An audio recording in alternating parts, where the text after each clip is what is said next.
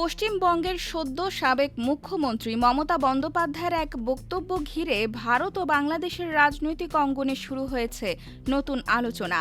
কলকাতায় এক রাজনৈতিক কর্মসূচিতে তিনি দাবি করেন, গত বছর বাংলাদেশে আলোচিত এক হত্যাকাণ্ডের সঙ্গে জড়িত কয়েকজন ব্যক্তি মেঘালয় হয়ে পশ্চিমবঙ্গে প্রবেশ করেছিল এবং পরে পশ্চিমবঙ্গ পুলিশ তাদের গ্রেফতার করে।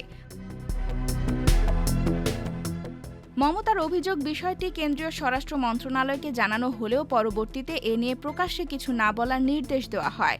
দেশের নিরাপত্তা এবং দুই দেশের সম্পর্কের স্বার্থে এতদিন তিনি নীরব ছিলেন বলেও দাবি করেন তিনি।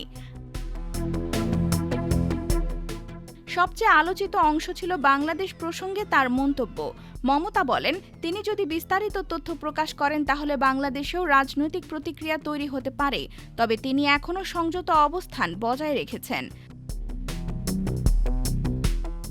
রাজনৈতিক বিশ্লেষকদের মতে সীমান্ত নিরাপত্তা ও আন্তঃরাষ্ট্রীয় সম্পর্ক নিয়ে এমন মন্তব্য সাধারণত রাজনৈতিক মঞ্চে খুব কমই শোনা যায়। ফলে তার এই বক্তব্য নতুন করে নানা প্রশ্নের জন্ম দিয়েছে।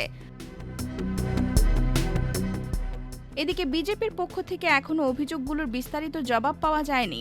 তবে রাজনৈতিক মহলে এখন একটাই প্রশ্ন, দীর্ঘদিন নীরব থাকার পর কেন এখন এই ইস্যু সামনে আনলেন Mamata Bandyopadhyay? IBTV USA, new York.